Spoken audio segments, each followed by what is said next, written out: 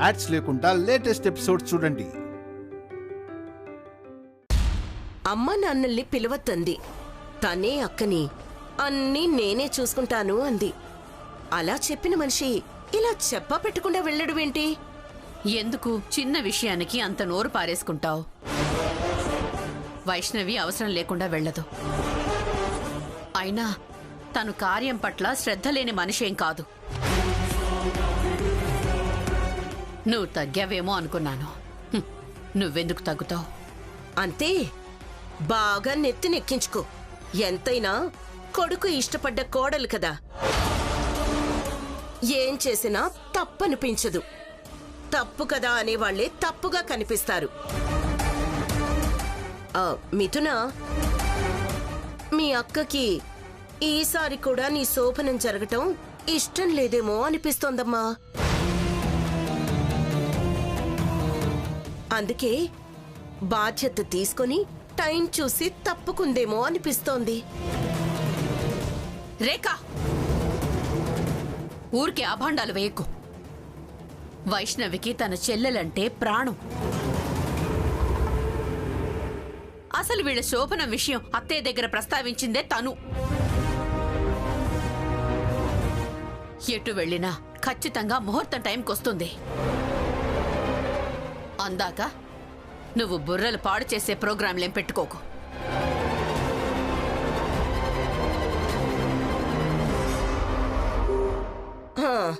అంతేలే, నిజం మాట్లాడిన వాళ్ళని తప్పు పడతారు.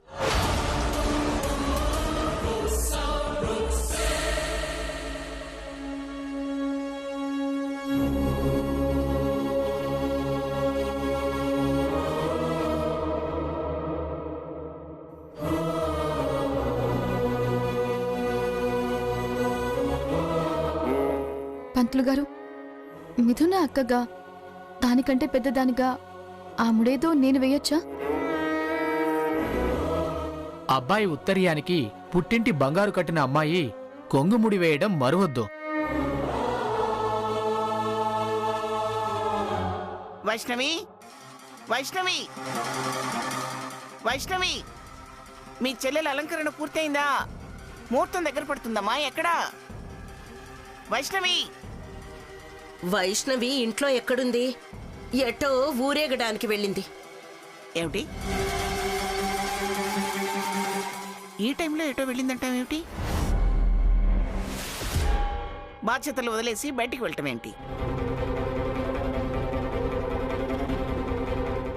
డాక్టర్, ఇప్పుడు వారి కండిషన్ ఎలా ఉంది? రిపోర్ట్స్ చూసి చెప్తానమ్మా.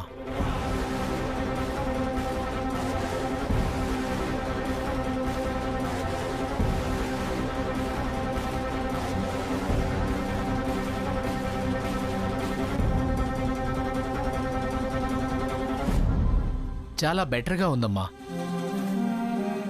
Everything is normal. వరి అవ్వాల్సిన పనేమీ లేదు. డాక్టర్, నాకు చాలా అర్జెంట్ పనుంది. నేను వెళ్ళొచ్చుగా? భయమేమీ లేదుగా? ఏం భయం లేదమ్మా, మీరు వెళ్ళి రావచ్చు.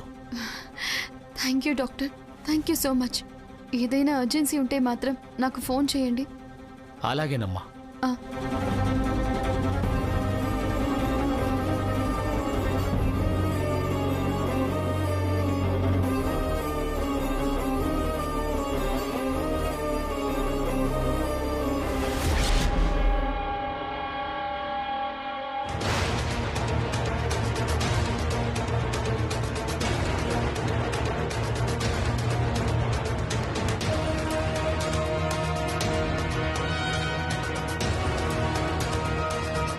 వైష్ణవి ఎవరికి ఏ కారణం చెప్పకుండా వెళ్ళడం ఏమిటి లేక? ఆ మాట అన్నందుకే అక్కకి నా మీద కోపం వచ్చింది. బుల్లెం మీదో అర్జెంట్ పని మీదే ఎల్లుంటుంది. యువతలో ఇది కూడా అర్జెంటేరా? ముహూర్తానికి 10 నిమిషాలు టైం ఉంది. అమ్మాయిని ఆ లోపే గదిలోకి పంపించాలి. పుట్టింటి బంగారం కొంగు కట్టాలి. ఇద్దరి కొంగులు ముడేయాలి. ముచ్చటగా పంపాలి. ఆ వైష్ణవి ఎప్పుడు రావాలి, ఎప్పుడు పంపాలి?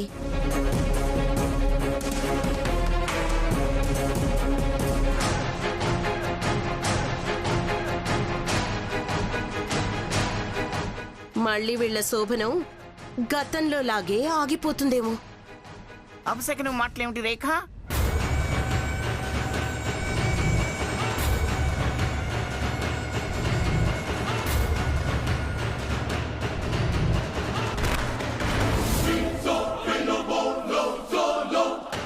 తొందరగా రా వైష్ణవి, లేకపోతే జీవితకాలం నింద భరించాల్సి వస్తుంది.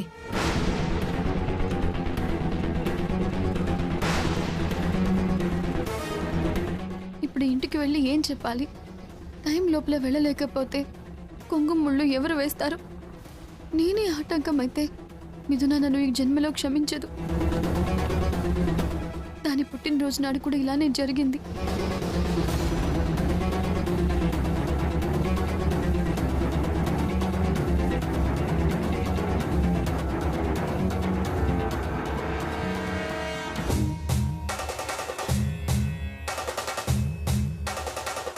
కాపాడు స్వామి, ఆపద్బాంధుడివి శివయ్య, నువ్వు నిజంగా కనిపించే దేవుడివి, నన్ను కూడా రక్షించయ్యా శివయ్య. అన్నా, చెప్పండమ్మా. ఆ గుడి దగ్గర ఒకసారి ఆటో ఆపుతారా? అలాగే అమ్మా.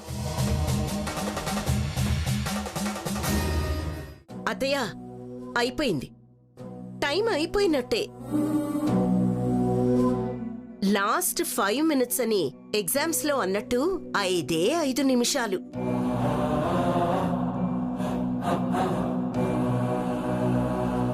ఆ వైష్ణవి రావటం కాని పని, ఈ శోభనం జరగటం అవ్వని పని. నేను మిథున అలంకారం కోసం పడిన శ్రమంతా వృధా. వీడు పెళ్లి కొడుకులా తయారవటం శుద్ధ వేస్ట్.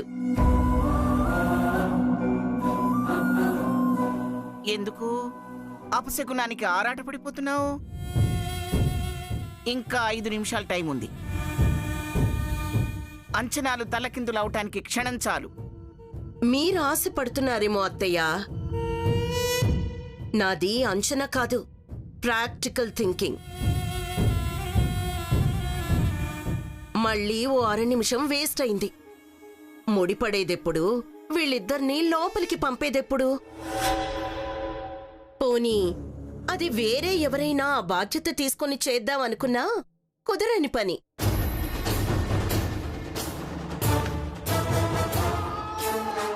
ఆ పుట్టింటి వాళ్ళకే అర్హత ఉంది. సో వీళ్ళ శోభనానికి నో ఛాన్స్.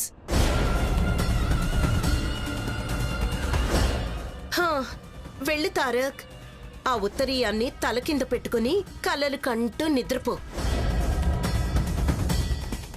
మళ్ళీ మీ శోభనం ఆగిపోయినట్టేరా.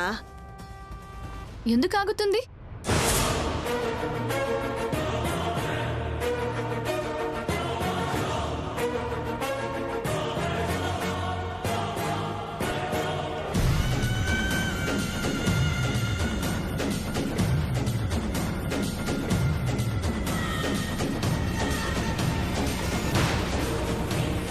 ఖచ్చితంగా ఈ శోభనం జరిగి తీరుతుంది. ఇప్పటిదాకా ఎక్కడికి వెళ్ళావు వైష్ణవి? తారక్ మిథున పేరున శివుడికి అభిషేకం చేయించడానికి వెళ్ళాను. ఇంట్లో పూజ అయిందిగా, మళ్ళీ అభిషేకం ఎందుకు? ఎందుకంటే ఈయన తండ్రి ఆయన కాబట్టి. నా చెల్లికి సకల దేవతల ఆశీస్సులు ఉండాలని. మళ్ళీ మళ్ళీ ఏ ఆటంకం జరగకూడదని. అభిషేకం అరిష్టాలు తొలగిస్తుందని.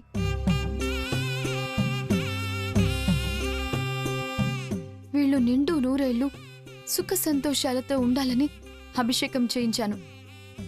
అత్తయ్య, మీరు వెళ్ళి పాలు తీసుకుని రండి. అలాగేనమ్మా. వెళ్ళు. ప్రసాదం తీసుకోండి.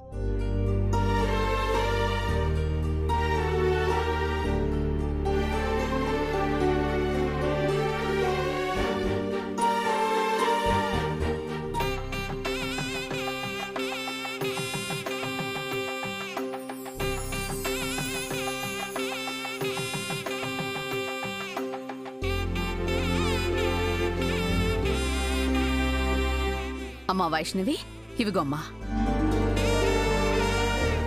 తీసుకో. మా బంగారాన్ని మీ చేతుల్లో పెడుతున్నాను. జాగ్రత్త తారక్ గారు.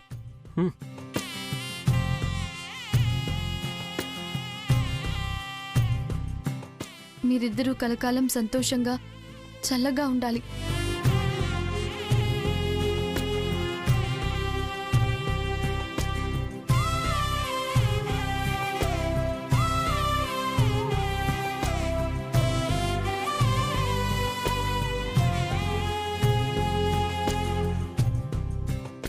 ఇప్పుడేమంటావు రేఖ? క్షణం చాలు అంటే మీది ఆశ, నీది అదేదో ప్రాక్టికాలిటీ అన్నావుగా. నిమిషాలు ఖర్చు అన్నావుగా. ఇప్పుడు ఎవరి ఆశలు ఫలించాయి? ఎవరి అంచనాలు తలకిందులైపోయాయి? పాస్ ఎవరు, ఫెయిల్ ఎవరు? చెప్పండి రేఖాదేవి గారు. అందుకే తొందరపడి నోరు జారద్దు అంటారు. ఎంత టెన్షన్ పడ్డామో అంతకన్నా ప్రశాంతంగా జరగాల్సింది జరిగింది. ఇంకా ఇక్కడెందుకు మనం? పదండి పదండి పదండి.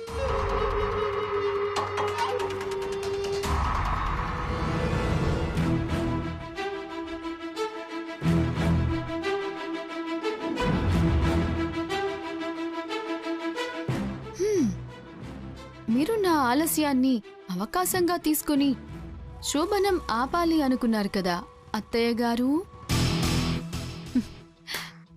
నేనుండగా మీరు ఆశించేది ఎప్పటికీ నెరవేరదు. నా చెల్లెలి క్షేమం కోసం, దాని ఆనందం కోసం ప్రతి క్షణం మీతో పోరాడుతూనే ఉంటాను. మిమ్మల్ని ప్రతిఘటిస్తూనే ఉంటాను.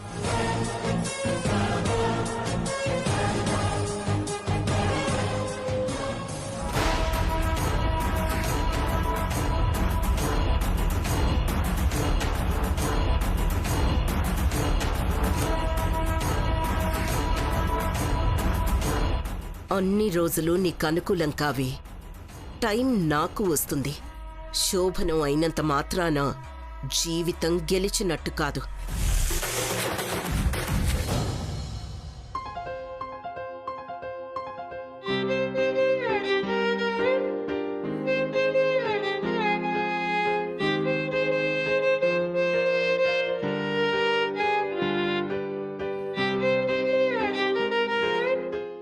చూడకండి, నాకు సిగ్గేస్తుంది.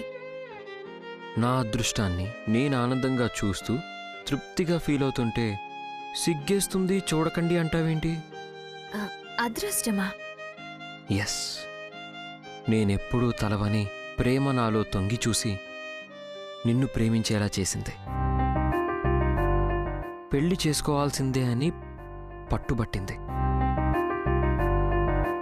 నిన్ను నా లైఫ్లోకి తెచ్చింది. అంతా కలలా ఉంది, అందుకే చూస్తున్నా. అదేంటి, మీరసలు ఎవరినైనా ప్రేమించాలని ఎప్పుడూ అనుకోలేదా?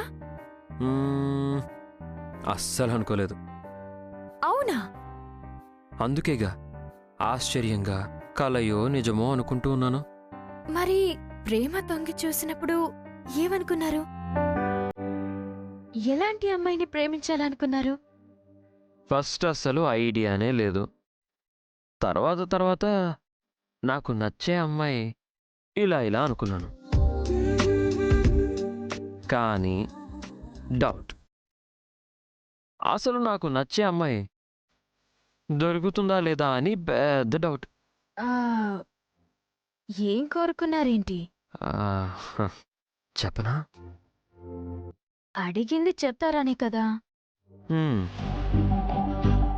అందం ఎంతుంటుందో ఆ అందంతో పోటీ పడేంత చదువు, అంతకు మించిన తెలివితేటలు, activeness, self decisions,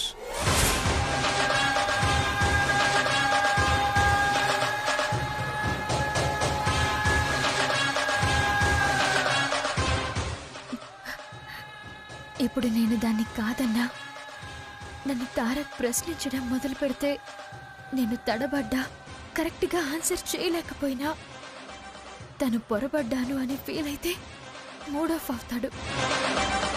happiness collapse అవుతుంది. మళ్ళీ ముహూర్తాలు పెట్టడం మొదలవుతుంది. నా దాకా వచ్చేలోపే ఎలాగైనా డైవర్ట్ చేయాలి. ఎంత అంటే అసలు అంత హలో సార్, ఇది టైం వేస్ట్ చేసే టైం కాదు. మరి పాలు పాలు తాగే టైం. ఓకే.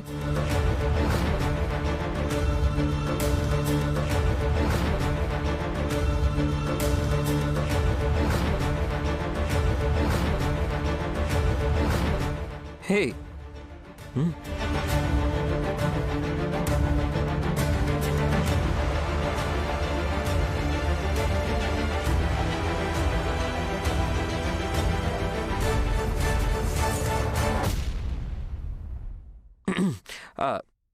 ఎక్కడ స్టాప్ చేశాను?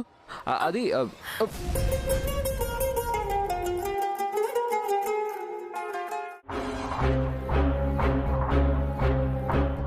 ఏదైతే జరగకూడదు అనుకున్నానో అదే జరిగిపోయింది. నా లెక్క తప్పటానికి, నేనోడిపోటానికి ఆ వైష్ణవే కారణం. ఇవాళ కూడా వంక దొరికిందిలే. శోభనం మళ్లీ వాయిదా వేయొచ్చు.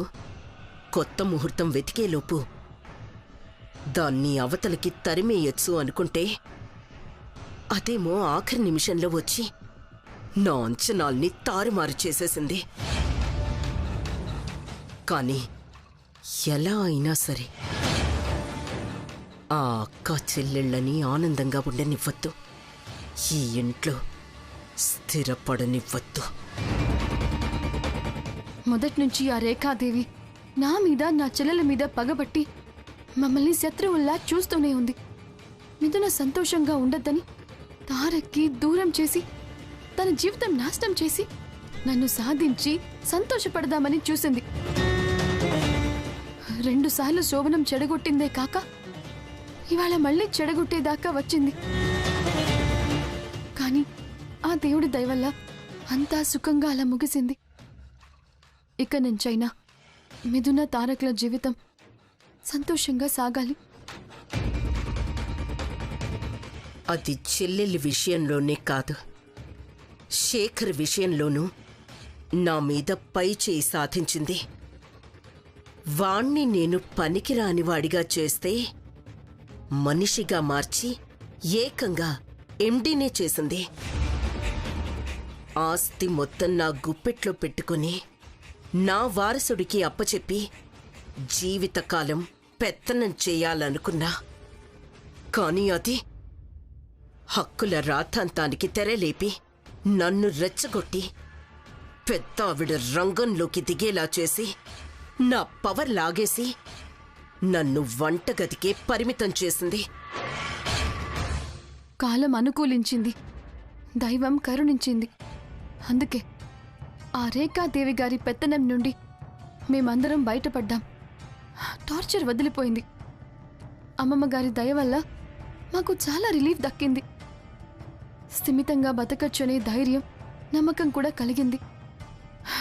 సంతోషంగా మా జీవితాన్ని మేమందరం అనుభవించవచ్చు. సమస్య లేదు. మిమ్మల్ని స్థిమితంగా, సంతోషంగా, స్థిరంగా ఉండనివ్వను. ఓడి బతకటం ఈ రేఖాదేవి గీతలోనే లేదు. అత్తగారి అండ, అమ్మమ్మగారి అండ దొరికిందని నువ్వు చాలా ధీమాగా ఉన్నావు. కానీ వాళ్లకి నిన్ను దూరం చేస్తా, వాళ్ల నమ్మకాలు వమ్ము చేస్తా. అందరితో చీ అనిపించి నువ్వు తీర్చిదిద్దిన నీ భర్త చేతులతోనే నిన్ను బయటకి గెంటిస్తా. ఆ తర్వాత నీ చెల్లిని ఎవరు రక్షిస్తారో నేను చూస్తా. గెలుపు నా నుంచి ఎవ్వరూ దూరం చేయలేరు.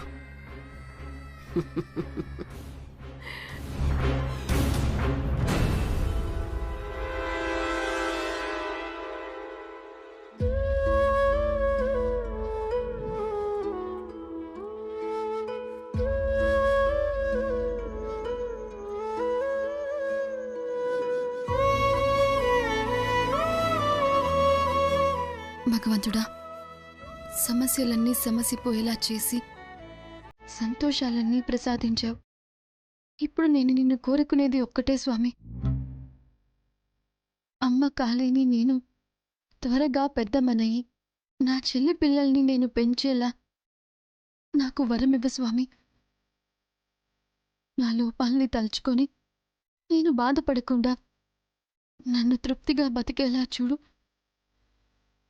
ఈ కుటుంబ వారసత్వానికి నా చెల్లెలే ఆధారం స్వామి. నా ప్రార్థనని మన్నించి నాకీ సహాయం చేయండి స్వామి.